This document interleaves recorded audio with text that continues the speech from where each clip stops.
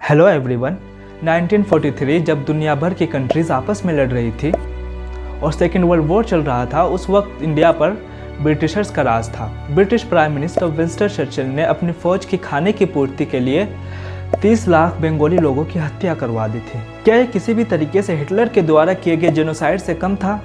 एक तरफ तो चर्चिल ज्यूज को सिंपैथाइज करके उनका मसीहा बना और दूसरी तरफ उसने यूनाइटेड इंडिया के लाखों लोगों का जेनोसाइड किया। किसी भी जुल्म का कोई कंपैरिजन नहीं हो सकता। लेकिन गाइस, हिटलर के होलोकॉस्ट को 19वीं सदी में सबसे बड़ा जेनोसाइड माना जाता है, लेकिन दूसरी तरफ चर्चिल के इस जेनोसाइड पर कोई बात नहीं होती। इस इंसिडेंट के बारे में वेस्टर्न मीडिया में ना के बराबर डिबेट हुए। वहीं दूसरी तरफ हिटलर के होलोकॉस्ट के बारे में तरह तरह की मूवीज़ और सैकड़ों बुक्स लिखी गई। उसके बावजूद भी दोस्तों, माफ़ी तो छोड़िए, बल्कि वेस्ट को लगता है कि ब्रिटिशर्स ने इंडिया को सिविलाइज्ड बनाया और डेवलप बनाया। वो शायद भूल गए कि जब वेस्ट के लोगों को घर भी नहीं बनाना आता था, उस वक्त इंडस वैली सिविलाइजेशन अपनी ऊंचाइयों को छू रहा था। 1947 से पहले तक यूनाइटेड इंडिया का एक डार्केस्ट पीरियड रहा है। 1947 में हमें ब्रिटिशर्स और उनके एक्सप्लॉटेटिव पॉलिसीज से आज़ादी तो मिली, लेकिन कुछ ऐसे इंसिडेंट्स जिनको आज तक नज़रअंदाज किया जा रहा है। ब्रिटिशर्स ने यूनाइटेड इंडिया को छोड़ने से पहले यूनाइटेड इंडिया को हर तरीके से लूटा, economically, socially, physically and psychologically. और ऐसी ह्यूमन ट्रेजेडीज सामने आए कि अगर उनको कंसिडर किया जाए तो किसी भी इंसान की रूह कांप जाए। दोस्तों, हिटलर के होलोकॉस्ट को 2 सालों से याद किया जाता है और करना भी चाहिए, लेकिन साथ ही साथ बंगाल फेमिन में ब्रिटिशर्स के द्वारा किए गए जेनोसाइड पर कभी कोई बात नहीं होती। आज की हमारी वीडियो ब्रिटिश इंडिया के बंगाल फेमिन के ऊपर बेस्ड है। चलिए देखते हैं।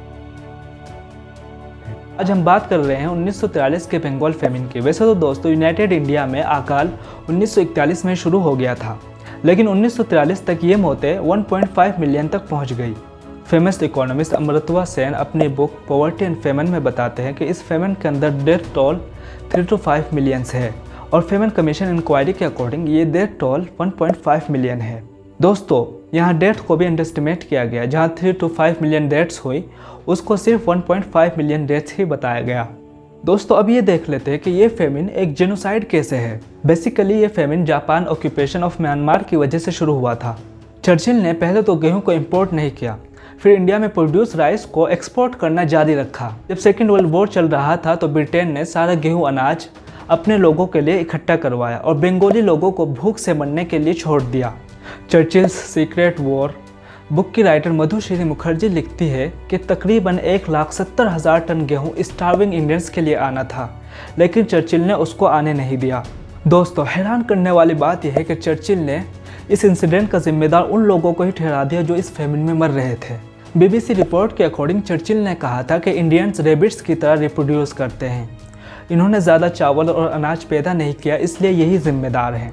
दोस्तों, आप सोच सकते हो कि मरने वालों को ही उनकी मौत का जिम्मेदार ठहराया जा रहा है। हिटलर तो वहाँ लाखों लोगों को यातनाएं देकर मार रहा था, और यहाँ चर्चिल लोगों को खाना ना देकर और भूखा रखकर। गाइस, दोनों जगह हो रहे अत्याचार मानवता पर धब्बा थे। दोस्तों, मैं हिटलर और चर्चिल की मानसिकता में कंपैरिजन करके दिखाता हूँ कि ये दोनों मेंटेलिटी में कितने सिमिलर थे।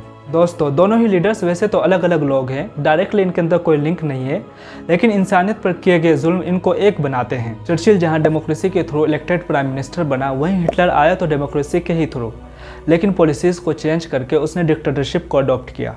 विंस्टन चर्चिल एक नस्ल भेदी यानी रेसिस्ट भी था।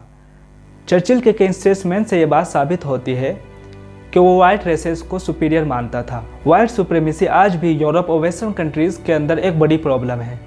अकॉर्डिंग टू BBC, 1937 में एक इंटरव्यू में पैलेस्टाइन रॉयल कमीशंस को चर्चिल ने कहा था कि एशिया के रेड पीपल और अफ्रीका के ब्लैक लोगों के साथ कुछ गलत नहीं हो रहा और किसी के साथ कुछ बुरा नहीं हो रहा, क्योंकि एक स्ट्रॉन्गर रेस और जो हाई ग्रेड की रेस है उनकी जगह लेने आ गई है। चर्चिल रेशल सुपीरियरिटी पर भी बिलीव करता था। चर्चिल के according white Protestant Christians top पर थे, उसके बाद कैथोलिक क्रिश्चियंस, उसके बाद इंडियंस और उसके बाद अफ्रीकन थे। चर्चिल खुद को the winner of Darwinian evolution hierarchy के रूप में देखता था, और इसी तरह हिटलर के भी कई रेसिस्ट वेव्स सामने आते हैं। 29 Feb 1920 यानी तकरीबन 100 साल पहले हिटलर ने नाजी पार्टी की पहली मीटिंग में 25 पॉइंट्स प्रोग्राम इशू किया था। इसमें खुलकर पार्टी प्लेटफॉर्म में रेसिज्म को अडॉप्ट करने की बात की गई थी। इस प्रोग्राम में जर्मन रेशल प्योरिटी की बातें लिखी गई थी और जर्मन की डेस्टिनी ही इंफीरियर रेसेस को रूल करना है। इस 25 पॉइंट प्रोग्राम में ज्यूज को रेशल एनिमी माना था। जिसमें एक पॉइंट ये भी था कि कोई भी जू नेशन का मेंबर नहीं होगा। हिटलर 1923 में जर्मनी में पावर हासिल नहीं कर पाया था। इन रेसिज्म आइडियाज़ की वजह से ही उसे जेल हुई थी। जेल में ही उसने मेन कैंप नाम की एक बुक लिखी थी जिसके अंदर रेसिज्म आइडियाज़ और ज्यूज़ को जर्मनी से बाहर निकालने की बात की गई थी। वहीं इस मामले में चर्चिल के भी मुस्लिम्स को लेकर ऐसे ही व्यूज़ थे, लेकिन फिर भी वो हॉलीडेज़ में इस्तांबुल जाता और इंडिया में मुस्लिम्स के साथ पोलो खेला करता था। दो अलग अलग लीडर्स होने पर भी उन दोनों में कुछ चीज़ें कॉमन थी जो उस वक्त वर्ल्ड वॉर सेकेंड के leaders like Roosevelt, Stalin, Chiang, Mao, Tojo, Mussolini में नज़र नहीं आती। दोनों ने ही बोलिज्म के खिलाफ लड़ाई लड़ी थी। बोलिज्म एक कम्युनिस्ट सोच थी जिसको 1917 के बाद रशिया ने अडॉप्ट की थी। इसके अलावा दोनों यूनिवर्सल फैक्टर्स को लेकर नज़रअंदाजी में माहिर थे और दोनों ही टॉप ऑरेटर्स स्किल्स के साथ लीडरशिप में थे। इसके अलावा भी बहुत सारी चीज़ें दोनों में सिमिलर थी। हालांकि वर्ल्ड वॉर के दौरान हिटलर और चर्चिल एक दूसरे के एनिमी भी थे। गाइस, हिटलर को ज्यूज से नफरत थी और चर्चिल को इंडियंस पसंद नहीं थे। गौरतलब है कि उस वक्त बांग्लादेश और पाकिस्तान भी इंडिया ही का पार्ट थे। तो हिटलर ने जूस पॉपुलेशन के खिलाफ हेट्रेड को इन्वेंट नहीं किया था। जूस पॉपुलेशन मिडिल एजेस से ही यूरोप के अंदर डिस्क्रिमिनेशन को झेल रही थी और ये सब रिलीजियस कारणों की वजह से था। पहले ज्यूज क्रिश्चियंस को डिस्क्रिमिनेट किया करते थे, फिर जैसे जैसे क्रिश्चियंस बढ़ते गए फिर बाद में क्रिश्चियंस ने ज्यूज को डिस्क्रिमिनेट करना शुरू कर दिया। हालांकि जो ज्यूज क्रिश्चियनिटी में कन्वर्ट हो गए उनको भी ब्लड लाइन की वजह से ज्यूज ही माना गया। कुछ लोगों के इस अनफेयर ट्रीटमेंट को एंटीसेमिटिज्म कहा गया। हिटलर की ज्यूज से नफरत कब स्टार्ट हुई ये तो कोई नहीं जानता और ज्यूज को लेकर हिटलर की ऐसी सोच कब हुई ये तो नहीं पता। स्ट्रगल के दौरान शायद हिटलर एंटीसेमेटिक हुआ। वहीं दूसरी तरफ चर्चिल को यूनाइटेड इंडिया के लोगों से नफरत थी। उसको इंडियंस इडियट्स और बेवकूफ़ नजर आते थे। उसको महात्मा गांधी से भी नफरत थी। ओवरऑल इंडियंस के लिए उसकी सोच प्रोडक्टिव और अफर्मेटिव नहीं थी। इन्हीं आइडियोलॉजीज़ ने धीरे धीरे ये शेप लिया कि एक तरफ होलोकास्ट हुआ ज्यूज़ का और दूसरी तरफ इंडिया में बंगाल फेमिन हुआ। इस दौरान दो बड़े इवेंट हुए जिनमें हिटलर का जेनोसाइड तो ग्लोबली एक इशू बना, लेकिन बंगाल फेमिन को ग्लोबली कोई जगह नहीं मिली। दोस्तों, हिटलर की आइडियोलॉजी या लीडरशिप मेनली दो बातों पर कायम थी। पहला टेरिटोरियल एक्सपेंशन जो लगभग सभी लीडर्स का आइडिया होता है, और दूसरा सुप्रीमेसी ऑफ जर्मन्स जो एक बहुत एक्सट्रीम आइडिया था। हिटलर के इन्हीं व्यूज़ के चलते उसने लाखों ज्यूज़ का कत्लेआम किया। ज्यूइश होलोकास्ट के कई सारे रीजंस थे, उनमें एक बहुत बड़ा reason white supremacy of Germans था। हिटलर 30 जनवरी 1933 को पावर में आया और आते ही उसने अपोजिशन को ख़त्म किया। उसने ज्यूइश लोगों पर असोल्ट 1 अप्रैल 1933 को शुरू किया। उसने उनके बिजनेसेस को ख़त्म कर दिया और ज्यूइश लोगों को सिविल सर्विसेज से निकाल दिया और स्कूल में भी एडमिशन कोटा बेस्ड पर ही दिया।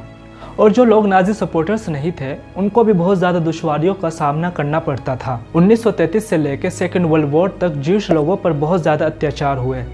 ज्यूइश लोगों के लिए जर्मनी में रहना इम्पॉसिबल सा हो गया था। सेकेंड वर्ल्ड वॉर के दौरान जर्मनी दो लड़ाइयाँ लड़ रहा था, एक जंग के मैदान में और दूसरा ज्यूइश लोगों के खिलाफ अत्याचार करके। हिटलर ने डिटेंशन सेंटर बनाकर ज्यूइश लोगों पर तरह तरह के जुल्म ढाए, उनके ऊपर मेडिकल एक्सपेरिमेंट किए। यूँ तो किलिंग का एग्जैक्ट नंबर मालूम करना मुश्किल है। US memorial museum Holocaust data के अकॉर्डिंग 6 मिलियन ज्यूज की डेथ हुई थी। हिटलर की पॉलिसी और एटीट्यूड ने इस होलोकास्ट प्रोग्राम को लोगों के मन में बिठा दिया था। और एक ध्यान देने वाली बात यह है कि ज्यूज को इसका ग्लोबली बाद में बहुत फायदा हुआ। ब्रिटेन ने उनको पैलेस्टाइन में जगह दिलवाई और आज भी अमेरिका और ऑस्ट्रेलिया और बहुत सारी दूसरी कंट्रीज उनको डायरेक्टली फाइनेंशियल हेल्प करती हैं। दोस्तों, अगर वेस्टर्न कंट्रीज फेमिन को भी उठाती तो इससे सच्चाई सबके सामने आ जाती कि ब्रिटेन ने 200 साल तक इंडिया को कैसे लूटा। दोस्तों, मेरी राय में अगर वेस्टर्न मीडिया इस बारे में अपनी आवाज़ नहीं उठाती तो हमें अपनी आवाज़ उठानी चाहिए, क्योंकि नरसंहार हमने ही झेला था। गाइस, जब ये जुल्म हुआ था तो उस वक्त यूनाइटेड बंगाल और पाकिस्तान भी इंडिया ही का पार्ट था, तो इस बारे में हमें एक ही ओपिनियन रखनी चाहिए और वेस्टर्न कंट्रीज़ में रह रहे सभी सब कॉन्टिनेंट के लोगों को इस बारे में आवाज़ उठानी चाहिए। कांग्रेस एमपी शशि थरूर ने ज़रूर इस बात को हमेशा वर्ल्ड वाइड रखने की कोशिश की है, लेकिन अभी भी British divide and rule policy का इतना इफेक्ट है कि हम इस मैटर पर इकट्ठे होकर कभी भी नहीं बोलते। दोस्तों, उम्मीद है आपको ये वीडियो इन्फॉर्मेटिव लगा हो। अगर आपको मेरा काम पसंद आता है तो आप लाइक, शेयर एंड सब्सक्राइब करके मुझे सपोर्ट कर सकते हैं। Thank you very much.